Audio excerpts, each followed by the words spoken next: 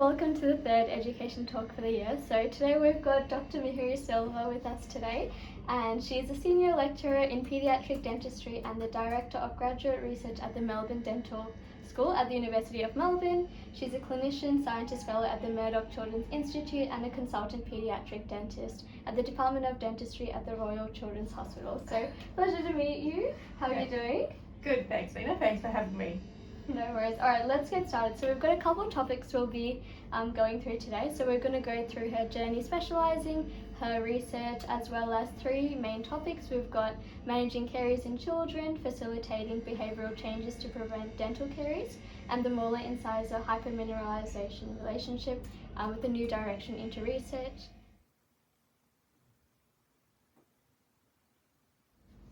Alright, so we're going to get started with her journey specialising. So why paediatrics? So I guess I actually worked for about 7 years in general practice before I decided to specialise. I loved it. I worked for a long time in a single practice where I started soon after I graduated. And it was a busy private practice, it's sort of in the outer suburbs of Melbourne. Yeah. And it was a great place with lots of really lovely people, and I had lovely patients. I guess I started to get to the point, I always loved working with children, and I had, I just get on great with kids, and I always enjoyed that side of things. But I wasn't sure when I started working whether I wanted to specialise in one specific area. There's still a lot of things that you're learning, and everything's new, and you're sort of getting comfortable with all aspects of dentistry, and I think it got to the point where I wanted to do something really well. I sort of got, because in general practice it can be quite difficult because you're seeing so many different things, and you're, it's quite challenging to do everything really, really well. And I just sort of wanted to focus on one area and do that really, really well. And the other thing was I was also interested in research. So soon after I graduated from dental school, I continued with my with the research that we'd done in dental school, and then I started doing a master's because I thought I had a bit of spare time on my hands, and it was a part-time master's, and it was research, but I was really enjoying that academic side of research. So I thought, it's a good opportunity to specialise and then continue to do research in that area that sort of appealed to me a little bit. So yeah, and a few things came together. There was some changes with sort of family things. We moved a little bit, so I was looking at changing practices anyway, and so that sort of maybe pushed me because I was so comfortable and happy where I was, but it kind of pushed me to look at what else I could do, and it sort of all came together at that point, which was really lucky because I love doing paediatric dentistry. So now that you've been practicing and all, do you regret your decision at all? Are you happy that you're specialising in one thing? Do you miss maybe like orthodontics or like general restorative work on adults and all? Oh, definitely. No, look, I love paediatric dentistry. I mean, the only question I had was, should I have done it earlier? Oh, okay, I see. Which, I think, no, it was the right thing for me at the time. When I graduated, I spent a lot of time traveling and enjoying myself, and now I work pretty hard, but it sort of, you've got to do what's right at the time.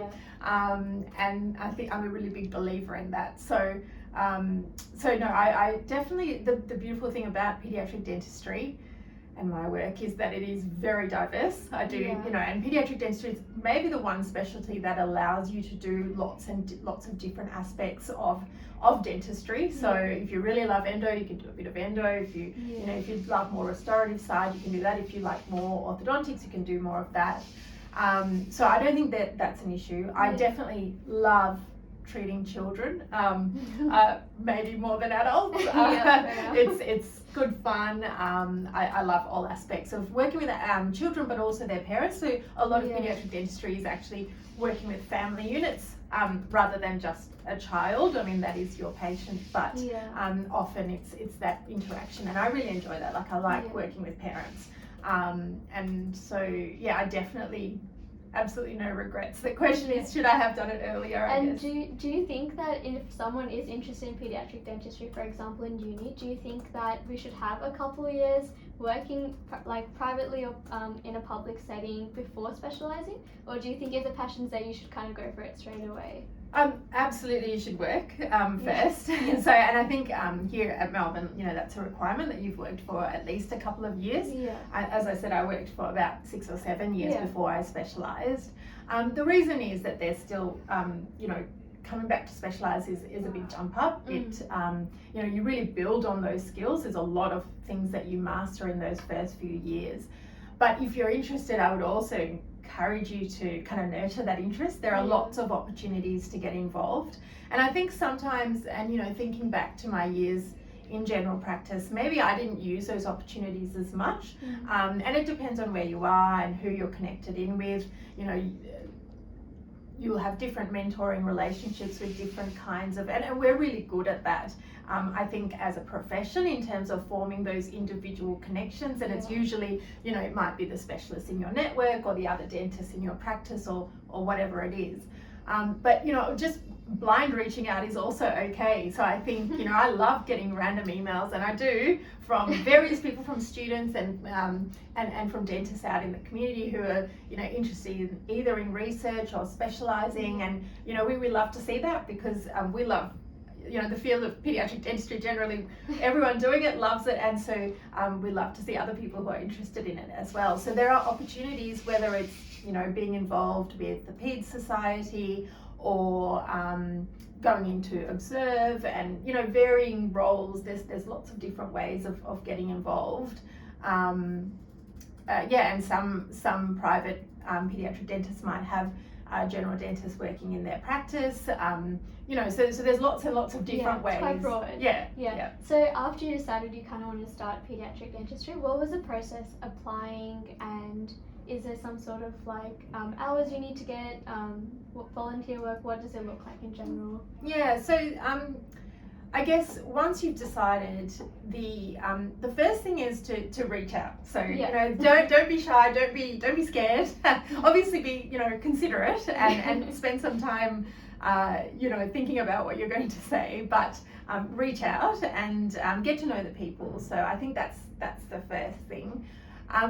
In terms of entry into specialty training, it can be competitive. Certainly for paediatric dentistry, we do have a lot of interest, and which is great. And we're very happy to mentor people through that process. So sometimes they might not be successful in the first round, but then we can give some guidance about what they might be able to do, or where skills to build on, our experiences to build on. I would say there's no set specific requirement.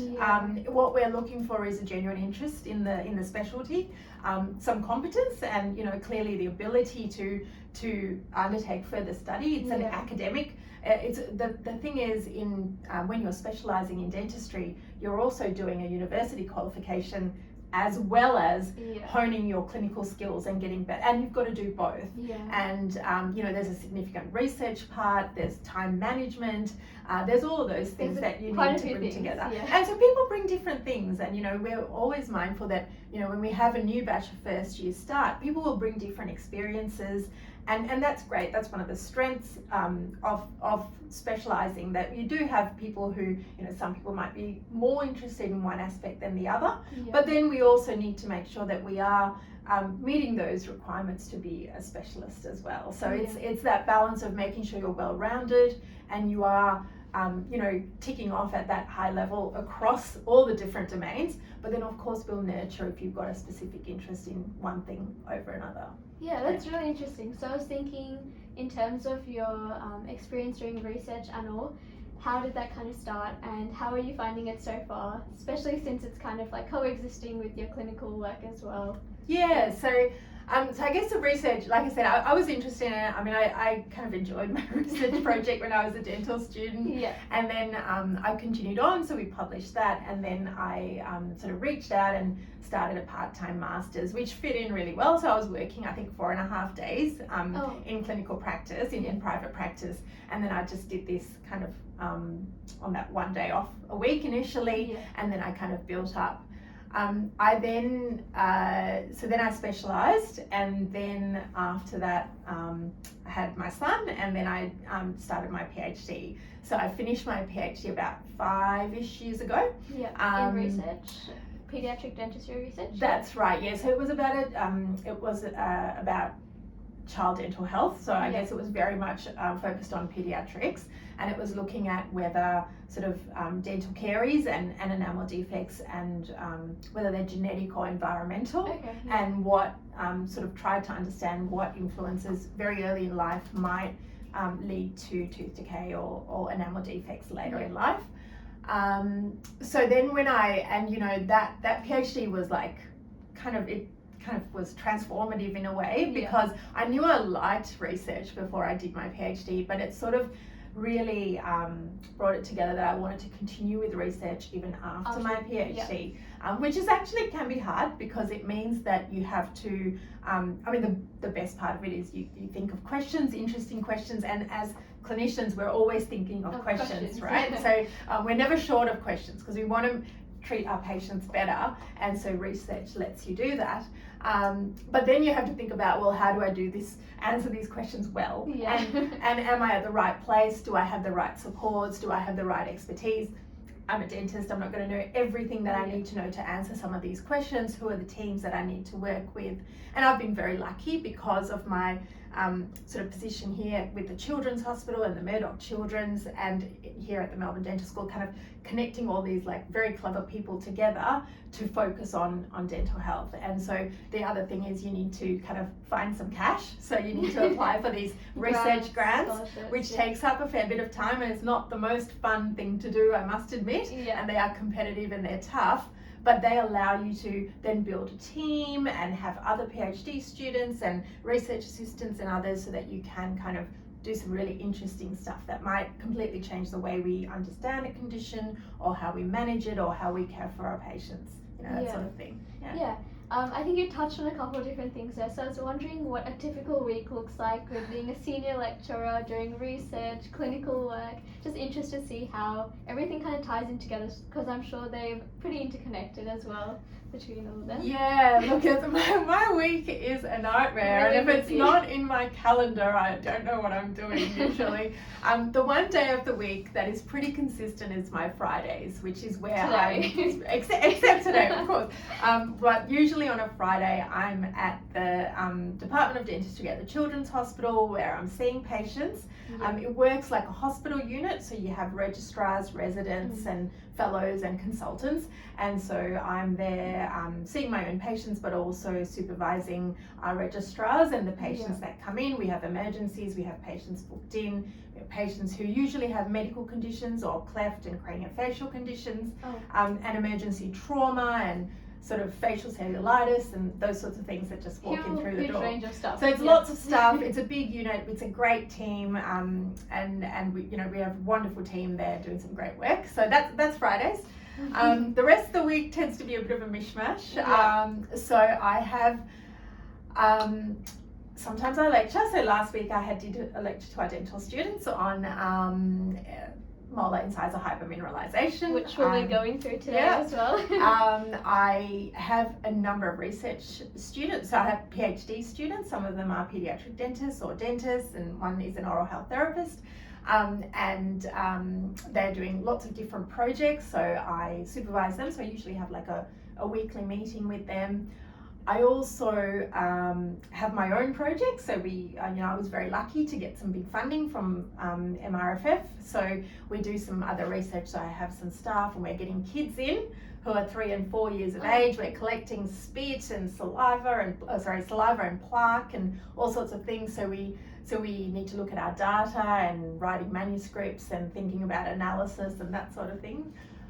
Here at the dental school, also on the executive, so I also have a few meetings and where we look at sort of overall things that we do, and I supervise graduate research, and so all our PhD and master's students who are doing research, I sort of support and sort of kind of nurture them and the programs that we run for them. Yeah. So yeah, there's lots of different things. Yeah. What are you working on at the moment? So you were mentioning the 3 and 4-year-olds. If you can't say that, like, what was the last project that you worked on? Yeah, so a lot of my research is about the first few years of life. Yeah. And understanding how things that happen early in life then influence dental health. And I'm really interested particularly because I think it then sets children up for long-term health, and even as they become adults in terms of how they respond to various things, it's sort of those early years are really critical. Yeah. And so I have a number of projects where we've one is one that I've set up, and the others were ones that were set up previously, but they're basically recruited families from when the women were pregnant or when the babies were born, and asked them lots of questions, collected lots of samples, everything from blood to spit to poo, lots and lots of things,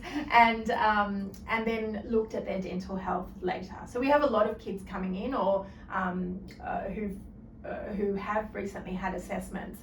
And so what we're trying to do is, for example, say, okay, is it vitamin D? Is it the vitamin D level at birth? Does that actually influence, and how does it affect? Or is it breastfeeding? And how does breastfeeding affect the immune profile of some child? And how do you measure that? And then how do you look at dental health? So those are some of the things. They're kind of tricky questions, but in the past a lot of the research that we've done about this has been retrospective. So we've gone up to people, and molar incisor hypo-mineralisation is a good example. They've gone, you're 8 years old, you've got some teeth that are affected by this enamel condition, can you tell us?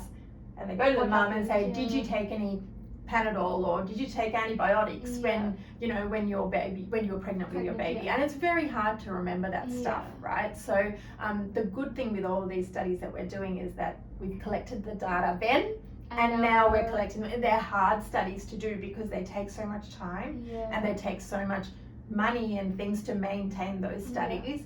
But I'm very lucky to be able to work with a number that have already been set up, and to be able to set one up myself that was a bit more dental focused, because the problem with the other ones that were set up, they weren't thinking dental then, other things. So it was good to be able to set one up that was really focused on dental health, so we could ask about things like sugar intake, right from the outset, which not a lot of people were asking about. They might ask about nutrition, but they wouldn't necessarily ask about sugar. So yeah, really interesting. Okay, we might get started on some of the questions now. We'll be looking at managing caries in children, facilitating behavioural changes to prevent dental caries, and we'll be touching a bit on molar incisor hypo-mineralisation, which Dr. Mihiri covered just before as well. Yeah. So managing caries in children, so tell me a bit about that. Yeah, so I guess as a paediatric dentist, it's probably one of the most common conditions we see, and both in private practice but also now at the Children's Hospital, we spend a lot of time managing dental caries in kids. And it can be, I think there's a couple of things that we probably need to be mindful of. I guess the first is that it's one of the most common conditions that affect people and children particularly.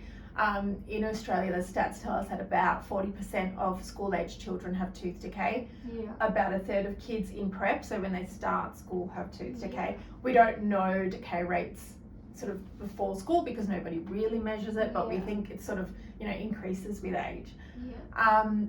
The problem in Australia is that we have some kids who have really high levels of disease. A lot of kids don't have any disease, right? So, and as I sort of was telling our students the other day, how much tooth decay you'll see in kids. Sorry, I use tooth decay all the time just because I'm often talking to a non-medical audience, so just replace tooth decay with dental caries.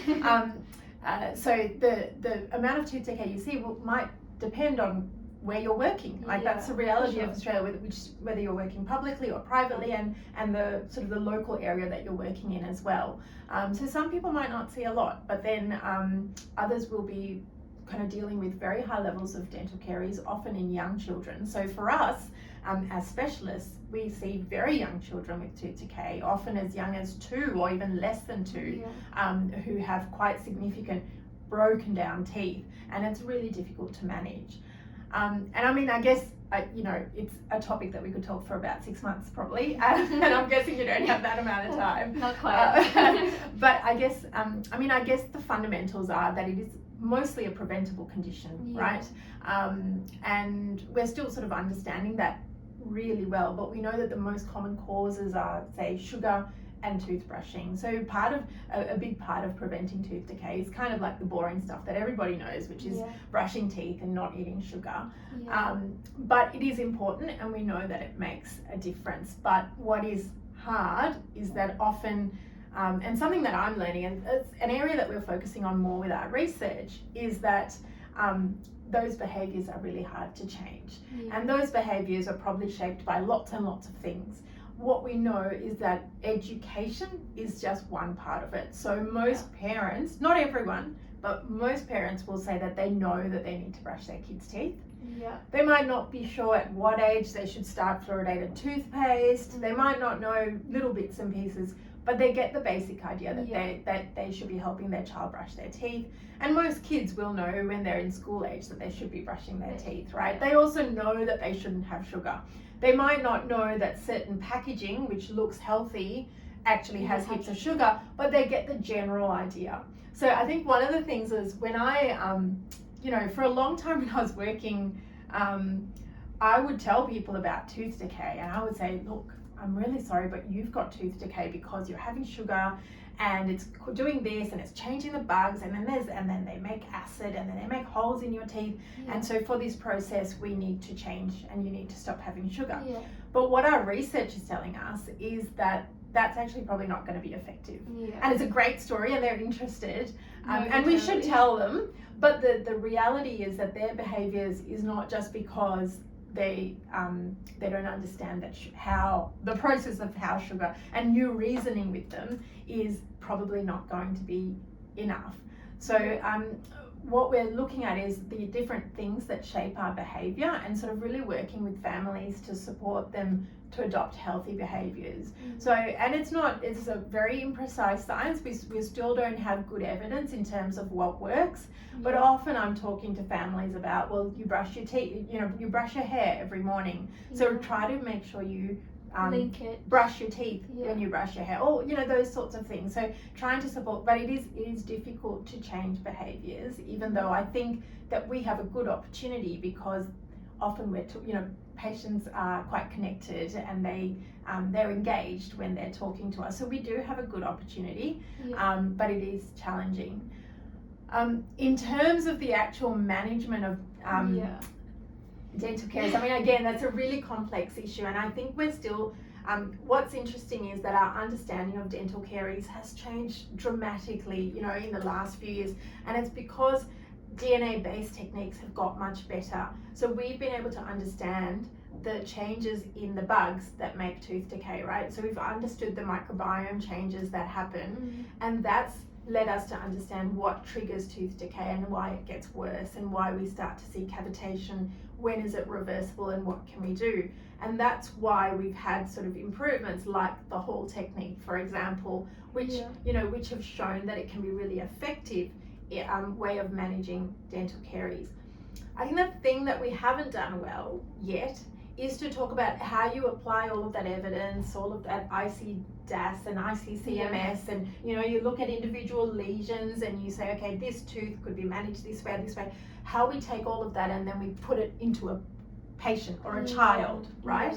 Because it's not just one lesion, it's a bunch of lesions on different teeth, and then it's a child who's there with their family and that whole context, their social environmental context and all of that, and then we decide management. And I think that's a big step up, and I actually don't think the guidelines are still very clear, and the reason is I think we're still not clear at describing patterns of tooth decay in people. We sort of tend to describe lesions or teeth, but we don't have a good way of saying, well, this person's tooth decay is caused by this and will respond to this kind of treatment, whereas this person's tooth decay is caused by something else completely and will need something else completely different. So I think there's lots of tools we can use. I think the most important thing is also obviously managing the behaviour, which is a big part of paediatric dentistry, and managing caries.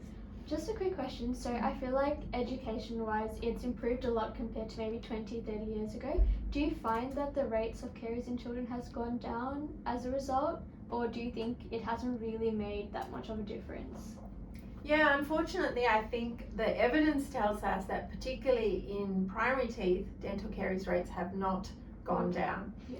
What's alarming, and we just, I mean, it's the bad thing is we don't have enough data to show that. We don't collect data regularly, so it's really hard to show this. The last National Child Oral Health Survey was over 10 years ago, and there is another one happening, but it's not come through yet, and so we can't, and every 10 years or 15 years is not enough to monitor a condition that's so costly and so common, right? So, but I think the other really worrying thing is not just how many kids have tooth decay, but it's the fact that we are getting more and more disparity. So we are starting to see this widening difference where you have a lot of the population who are okay, they have no tooth decay or just a couple of, like just a spot that's, white spot here or there or something, and I'm not saying white spots are okay, but they're certainly not as bad as the small group of people in the community who have really high levels of disease.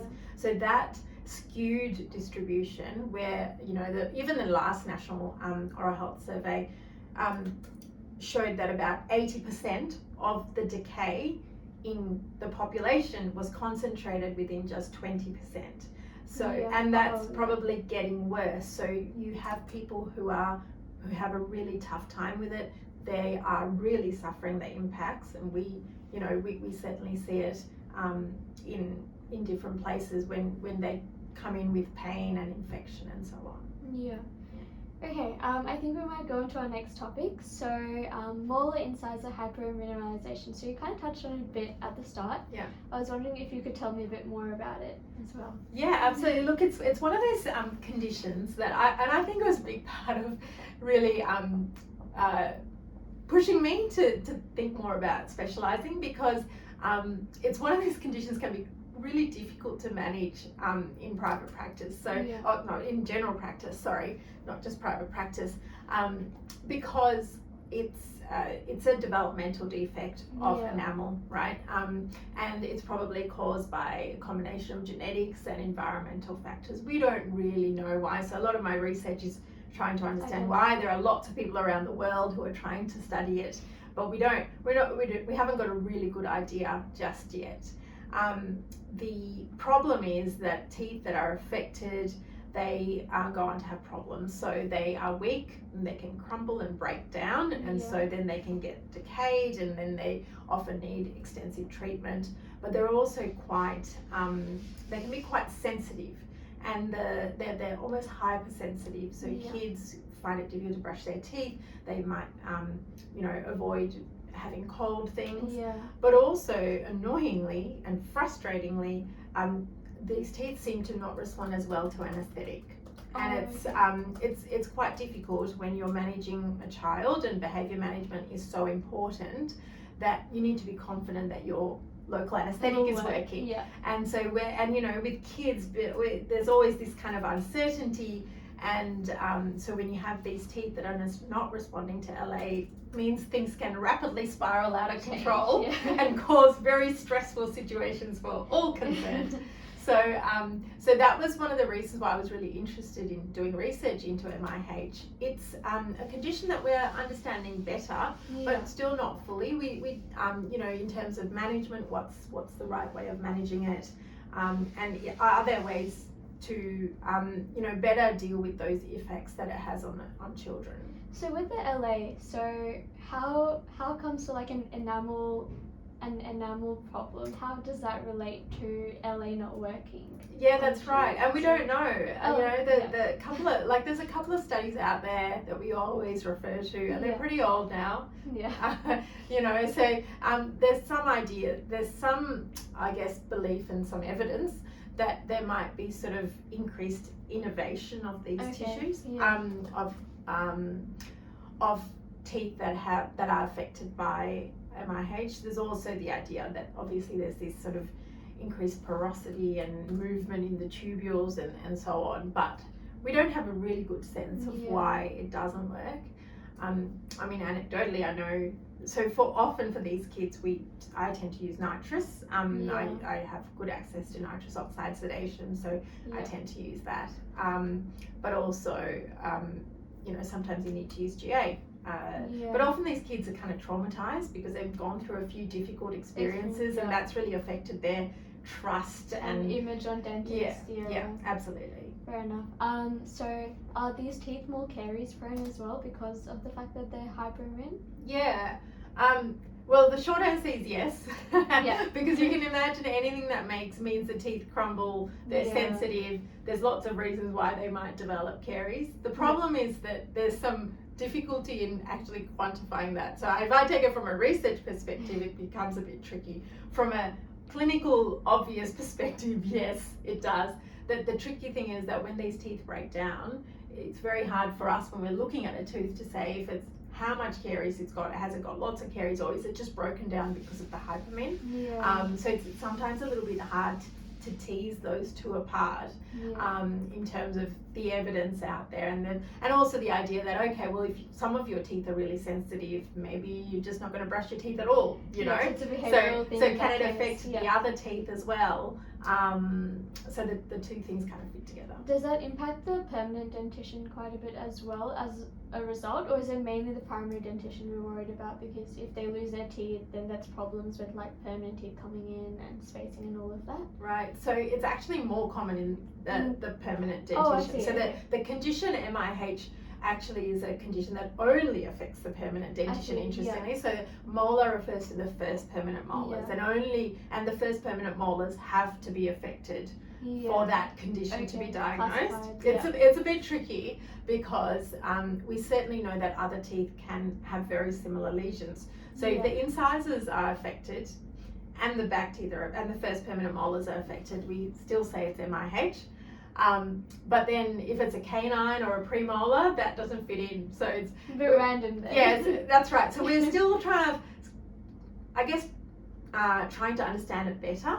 And there's some argument and debate about it.